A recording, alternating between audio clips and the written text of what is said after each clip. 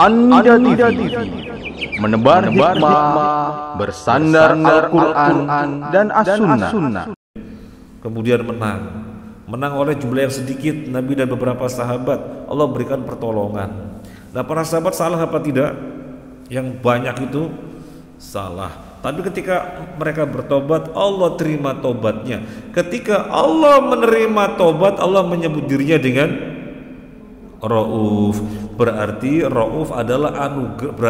Berarti taubat adalah anugerah yang besar. Taubat adalah anugerah yang besar. Oleh karena itu Nabi SAW bersabda, Allah lebih bergembira terhadap, atau Allah lebih bergembira terhadap seorang hamba yang bertaubat melebihi gembiranya seseorang yang kehilangan onta dengan perbakalannya kemudian ketemu lagi. Saking senangnya, saking gembiranya salah omong.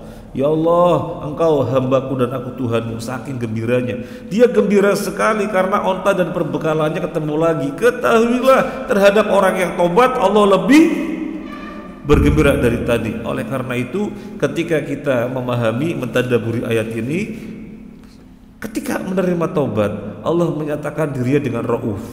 Berarti ini di atasnya rahmat atau kasih sayang yang luar biasa, yang istimewa. Kita pun menjadi hamba yang senang bertaubat. Kita menjadi hamba yang senang bertaubat, yang secara lisan diaplikasikan dengan apa? Istighfar. Pagi baca istighfar, setiap saat baca istighfar. Soalnya biar Allah menerima taubatnya kita. Dan Allah menyatakan penerimaan taubat itu dirinya sebagai Rauf. Maka ini merupakan sesuatu anugerah yang luar biasa. Nah, tadabbur kita lagi. Allah menyatakan dirinya Rauf terhadap orang yang bertobat, di mana Allah menerima tobatnya. Nah, kita pun demikian, harus senang ketika ada orang bertaubat. Sebagaimana bergembiranya Allah, kita pun harus bergembira. Ada orang tobat, jangan dibiarkan dia bertobat dari pemahaman yang selama ini ngajinya asal ngaji, gak jelas sumbernya. Kemudian bertobat, beralih ke pengajian yang sesuai Al-Quran dan Sunnah, bergabung ke ibu. Allah senang dengan bertobatnya hamba. Ibu juga harus senang, bergembira dengan taubatnya seorang ibu yang ingin bergabung ngaji, sehingga ibu tunjukkan murah senyum, merespon hangat. Jangan dibiarkan mojok yang akhirnya kemudian kesannya tidak asik. Lah, kok orang-orangnya kok enggak sumeh gitu ya Bu ya. Kalau Ibu Ibrahim enggak ada ya Bu ya. Ibu Ibrahim semuanya sumeh, semuanya hangat, semuanya merespon. Masalah semacam ini masih ada Ibu, masih suka-suka aja ada. Dan yang kita sayangkan itu tempat-tempat sudah sekian lama diadakan pengajian, mestinya yo bapaknya yo ibunya harus sama merespon orang-orang yang datang siapapun. Jangan hanya gerombol dengan orang-orang yang sudah saling kenal, jangan. Soalnya Allah senang dengan taubatnya hamba. Kita pun harus bergembira siapapun yang bertobat. Ada orang masuk Islam, kita senang. Ada orang masuk Islam, kita senang. Dia butuh apa? Wah, dia diusir dari keluarganya. Berarti kita bantu dia agar bisa terkondisikan, bisa kerja secara wajar dan seterusnya. Nanti bisa menghasilkan penghasilan sendiri, ya sudah. Setelah itu normal-normal. Sebelum normal, nah kita bantu. Kita bergembira dengan bergembiranya yang bertobat. Karena Allah ketika menyatakan dirinya menerima tobat dengan sebutan sebagai Rauf.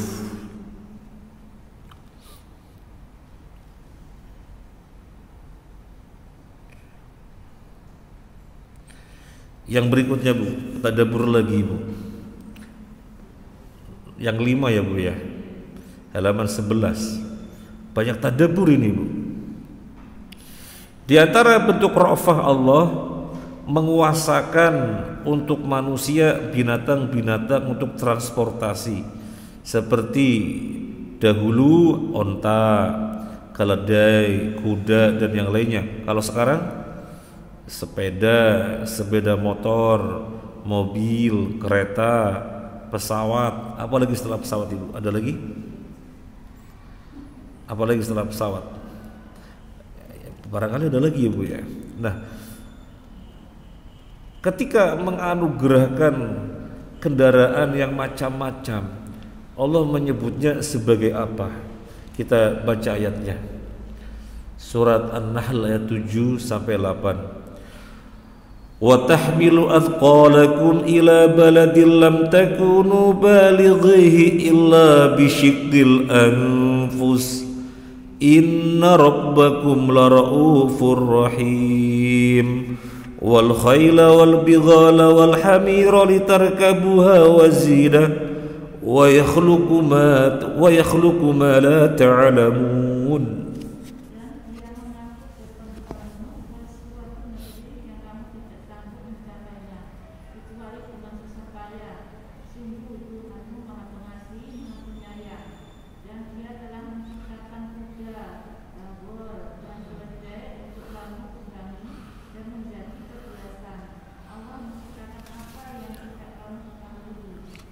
Masya Allah.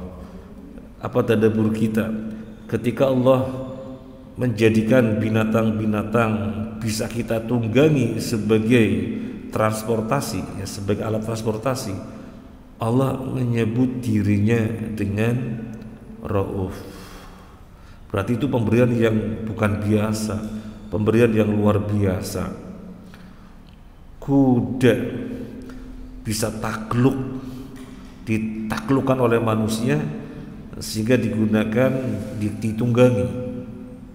Demikian pula keledai, demikian pula bagal, demikian pula onta ditaklukkan oleh manusia. Kenapa manusia bisa menaklukkan? Karena Allah jadikan manusia bisa menaklukkan. Karena Allah jadikan manusia bisa menguasainya. Sekarang kita merenung binatang apa yang tidak bisa ditaklukkan oleh manusia sehingga nggak bisa dijadikan tunggangan. Binatang apa yang tidak bisa ditaklukkan oleh manusia sehingga nggak bisa dijadikan tunggangan, padahal dia itu kuat, lebih kuat dari kuda misalnya, lebih kuat dari keledai.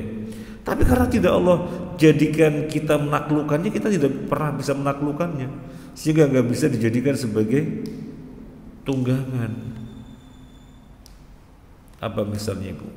Ada apa enggak? Apa misalnya? Misalnya apa?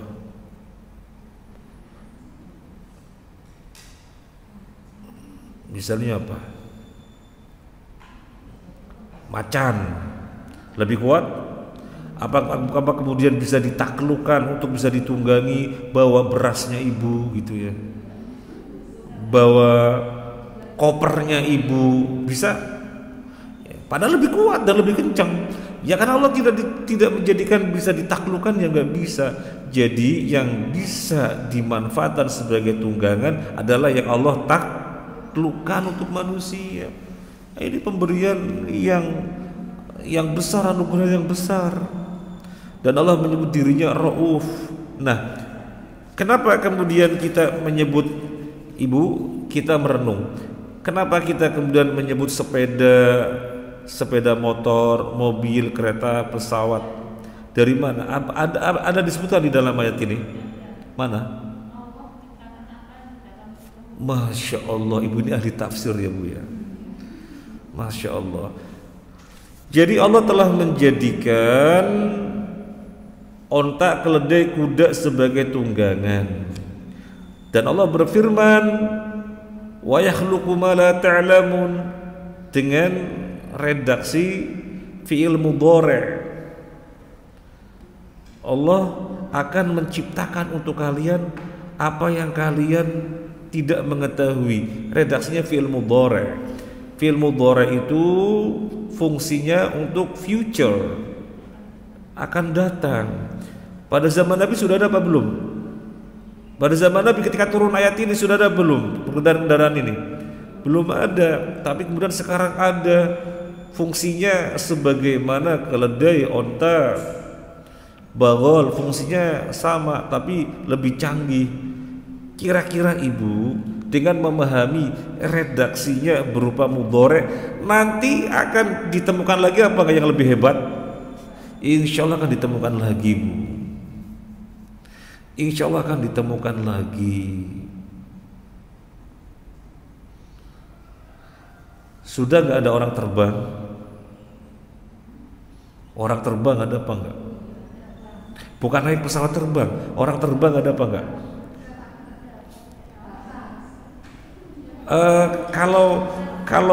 Kalau kenyataannya sudah ada apa belum ya? Kalau kenyataannya sudah ada apa belum? Tapi di dalam animasi, kartun atau apa, itu tangan-tangannya dipasangi apa jadi kayak sayap, terbang. Itu kan imajinasinya dulu ke sana ya, Bu ya. Bisa jadi nanti terwujud. Apa sudah terwujud?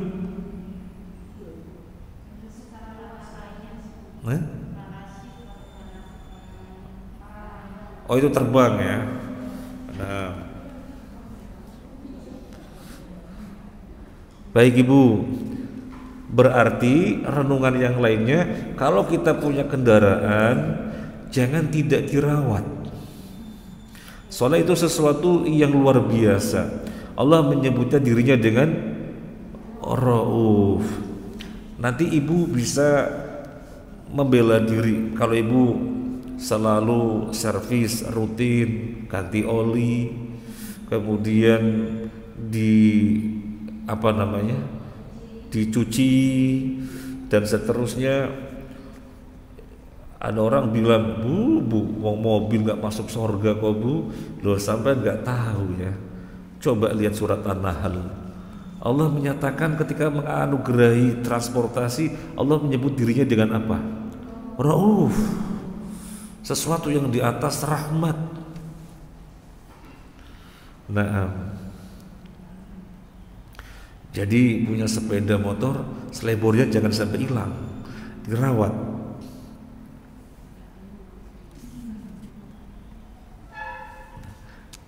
Nah, sekarang yang berikutnya, Bu. Masih tadabbur lagi, Bu? Banyak tadabbur. Yang keenam ya, Bu.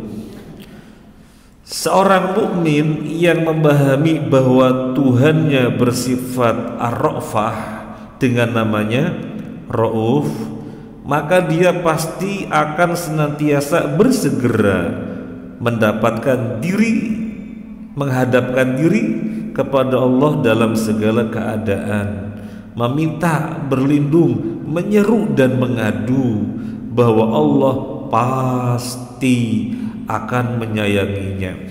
Allah berfirman, "Walladzina ja'u min ba'dihim yaquluna Rabbana ighfir lana wa li ikhwanina alladzina sabaquna bil iman ولا تجعل في قلوبنا غلا للذين آمنوا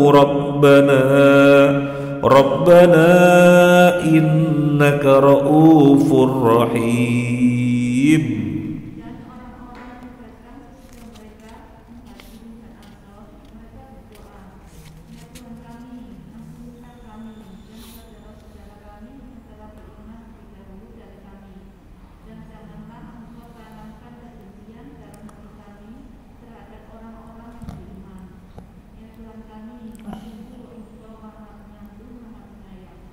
Yang diminta apa kepada Allah di sini? Yang diminta apa? Ampunan, apalagi? Jangan ada kedengkian di antara kami. Dua yang diminta. Ampunan untuk siapapun, termasuk yang telah mendahului kami, diberi ampunan ya Allah. Kemudian kepada kita orang yang masih hidup, jangan sampai ada di antara kami kedengkian. Permohonnya untuk orang-orang yang lama agar diampuni, dan untuk orang-orang yang sesama masih hidup agar jangan ada kedengkian. Kemudian menyebut Allah dengan nama Rauf. Ini tadaburnya apa? Karena kalau ampunan itu kan Ghafur. Kalau ampunan Ghafur. Nah, maka tadaburnya adalah kenapa menyebutnya Rauf? Sebagaimana yang sudah kita bacakan tadi, ketika kita memahami Allah itu memiliki sifat Ra'fah yang tentu di atas rahmat, maka kita harus merasa besar, senang untuk menghadapkan diri kita kepada Allah. Jadi merasa besar, maksudnya optimis, senang untuk menghadapkan diri kita kepada Allah. Allah itu Rauf, Allah itu Rauf. Sehingga permintaan yang biasanya suka-suka terjadi sesama muslim, dengki, jangan sampai ada kedengkian, ini permintaan besar. Maka meminta agar diberi anugerah secara istimewa, hilangkan kedengkian, yang disebut adalah Rauf. Apa tadaburnya ibu? Untuk dihilangkan rasa kedengkian sesama muslim, kita diajari memanggil Allah dengan sebutan Rauf. Berarti tidak adanya kedengkian, anugerah yang luar biasa. Berarti kita mengupayakan jangan pernah ada kedengkian sesama muslim. Bu, biasanya yang dengki siapa sama siapa, Bu? Biasanya yang dengki itu orang yang satu profesi. Guru dengki sama guru, loh kok dia sudah naik pangkat, loh kok dia gajinya sudah kelas apa namanya, kelas C ya, kelas apa, bisa saya nggak ngerti, gajinya sudah kelas apa gitu ya. Nanti yang selama berdagang dengki, kok dia kok cepat berkembang ya, oh nggak rela kemajuan saudaranya. Nanti yang sama-sama pegawai di kantor juga gitu, oh dia dapat insentif ya, kayaknya prestasinya sama loh. Dia nggak rela kalau kawannya berprestasi. Dan tidak lupa ibu, ustadz juga biasanya dengan ustadz. Maka ini berat masalah yang didapatkan oleh muslim lainnya. Bersyukur, alhamdulillah, si fulan itu kan sebenarnya murid saya, tetapi keilmuannya jauh melampaui saya. Senang apa sedih? Senang, harus senang. Dan seterusnya ya. Jadi yang kita tadaburi untuk tidak pernah ada kedengkian sesama muslim. Allah menyebut dirinya ketika dipanggil dengan Rauf, artinya gak ada kedengkian adalah sesuatu yang luar biasa. Selesai. Apa bedanya Rahim dengan Rauf sudah jelas. Dilanjut. Lanjut ya Bu. Lanjut.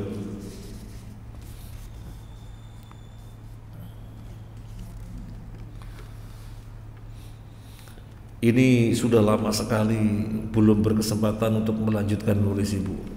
Banyak hal-hal yang menjadikan gak bisa melanjutkan. Ya semoga nanti dimudahkan biar sampai selesai 99. Nah, sekarang nama Allah Al-Wadud. Sebelum dilanjut ibu, kira-kira ketika ibu mendengar nama Allah Al-Wadud, ibu pernah mendengar kata apa dalam bahasa Indonesia?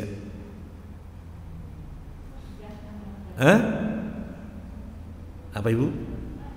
Mawaddah, benar sekali. Ibu rupanya sudah belajar sorof ya Bu ya.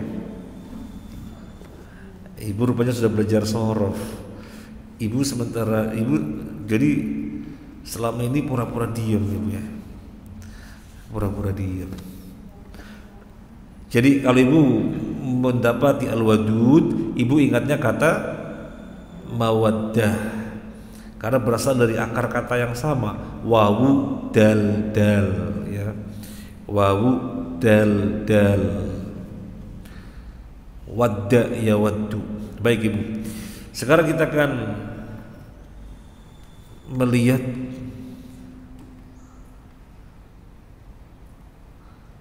loh kok mana dalilnya nih bu? Kok nggak ada dalilnya bu? Mana dalilnya bu bahwasanya Allah punya nama Al-Wadud? Wah ini keliru bu, nggak menunjukkan dalilnya bu.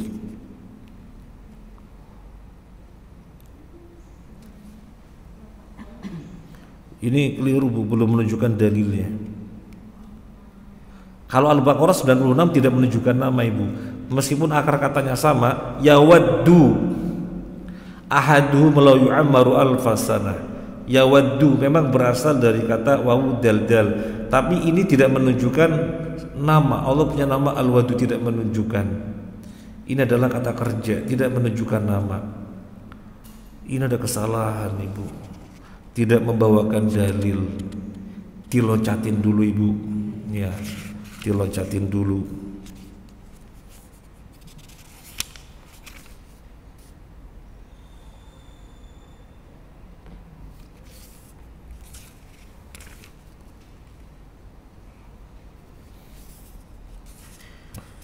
Insyaallah nanti kita cek lagi. Kita cek lagi.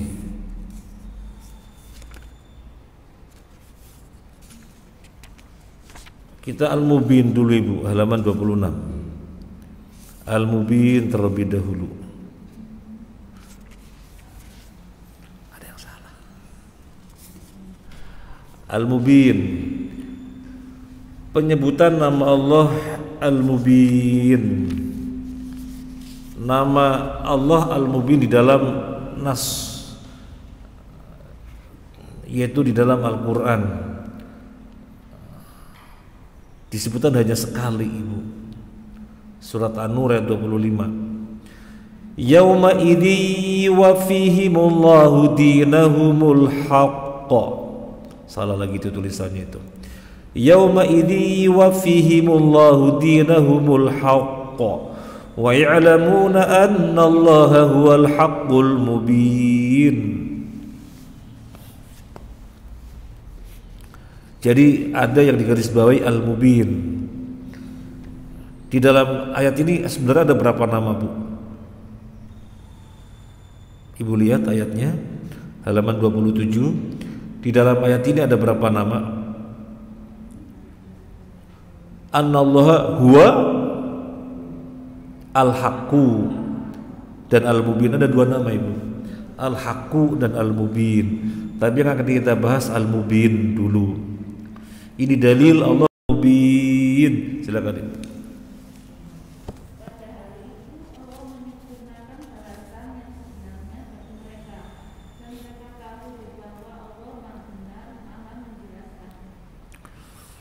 Yauma idzin, pada hari itu, yuwaffihim, Allah menyempurnakan untuk mereka, dinahum, agama mereka, al-haqqa,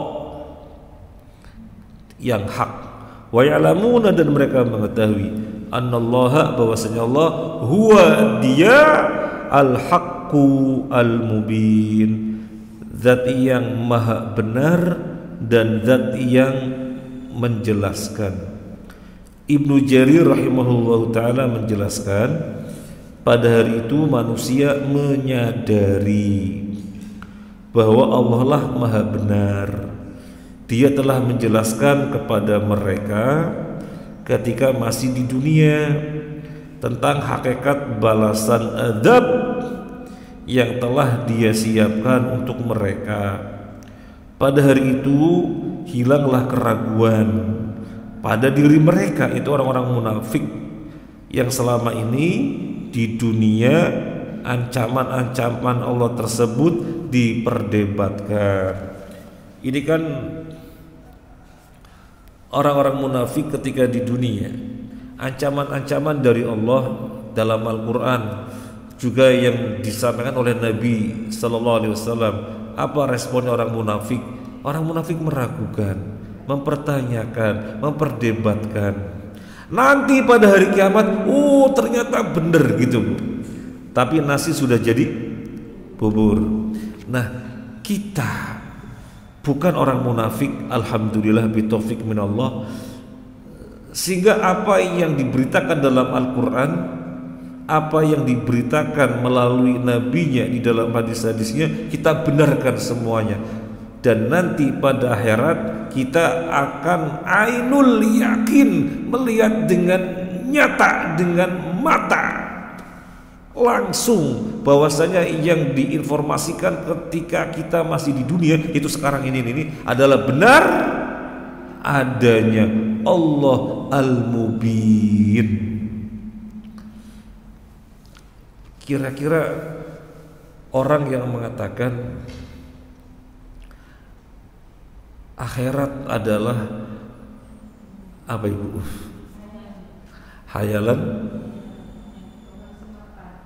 Hayalan masa apa bu? Akhirat adalah hayalan semata, hayalan di masa mendatang. Padahal Allah sudah jelas menyatakan dirinya adalah Al-Mubin. Maka sebagai muslim dengan keimanan yang kokoh, dengan keimanan yang tidak ringkih, dengan keimanan yang tidak terjual oleh apapun yang bisa membelinya, kita sadar Allah menyatakan dirinya Al-Mubin, sehingga apapun yang Dia beritakan meskipun belum terjadi, kita tidak akan pernah mempertanyakannya, gak akan pernah mempertanyakannya. Allah menjelaskan. Maka dari sini sebenarnya harus dipahami di mana Allah, di mana Allah di atas aras. Siapa yang mengatakan Allah di atas? Alladzina yu'minuna bil ghaibi, yaitu orang-orang yang mengimani perkara gaib. Allah dinyatakan oleh Nabi, diinformasikan oleh Nabi turun ke langit dunia. Ini perkara gaib apa perkara dicerna? Perkara gaib. Kenapa tidak langsung diimani kemudian dipertanyakan? Loh, kalau Allah turun ke langit dunia setiap sepertiga malam terakhir, padahal yang namanya dunia perputaran siang malamnya berputar, sehingga tidak ada satu detik pun pasti mendapatkan sepertiga malam. Jadi Allah gak pernah naik. Loh, kok berbicara tentang sifat Allah disamakan dengan sifat manusia? Ini keblinger. Katanya beriman kepada yang gaib. Memang pernah tahu zat Allah, sehingga ketika Nabi menyatakan Allah turun ke langit dunia, kemudian langsung dipahami dengan turunnya makhluk. Ini kan keblinger. Padahal ayatnya di awal-awal, alladzina yu'minuna bil ghaib. Terlebih ketika kita sekarang membahas Allah memiliki nama Al-Mubin, baik yang disampaikan langsung oleh dirinya atau yang disampaikan melalui Rasulnya, kita nggak perlu meragukan. Soalnya Allah Al-Mubin, zat yang menjelaskan. Apa kita baru nunggu? Apa kita baru nunggu setelah hari kiamat tadi? Ternyata benar. Sebagaimana ayat berapa ini? Sebagaimana ayat berapa ini? An-Nur ayat 25. Mau menunggu nanti, ternyata benar. Waliyadzubillah, waliyadzubillah, waliyadzubillah. Baik Ibu, sampai sini dulu, nanti insyaallah kita ulangi ya Bu ya. Sekalian saya punya PR. Al-Wadud dasarnya apa ya Bu ya? Ini PR. Jadi ada kekurangan ini buku. Terima kasih atas bersamanya. Mohon maaf atas hal kurang berkenan. Mungkin sebelum ditutup, mungkin barangkali ada manfaatnya saling menginformasikan bapak-bapak jamaah menyampaikan kepada kita ada sebuah perumahan yang RT-nya gembor-gembor vaksin terus. Tetapi ya kemudian yang terjadi setiap hari warganya yang ada yang kena positif. Sementara perumahannya beliau ini ya yang bercerita nggak ada gembor-gembor vaksin dan nggak ada yang kena COVID. Saya hanya mengomentari berarti kesimpulannya apa? Kesimpulannya jangan gelisah, jangan risau. Kan kata ahli medis, kalau gelisah, kalau risau imunnya nanti bisa melemah turun. Sudah, kita yang terpenting baca Al-Quran yang banyak, baca zikir yang banyak. Allah zat yang memberi sakit dan Allah zat yang menyembuhkannya. Maka kita memohon kepadanya begitu, tanpa kemudian takut ya, takut nanti malah kekebalannya menurun gitu ya Bu ya. Kayaknya benar ya Bu ya. Ya, Ibu yang lebih tahu. Terima kasih. Subhanakallah wa bihamdika asyhadu an la ilaha illa anta astaghfiruka wa atubu ilaik. Assalamualaikum warahmatullahi wabarakatuh.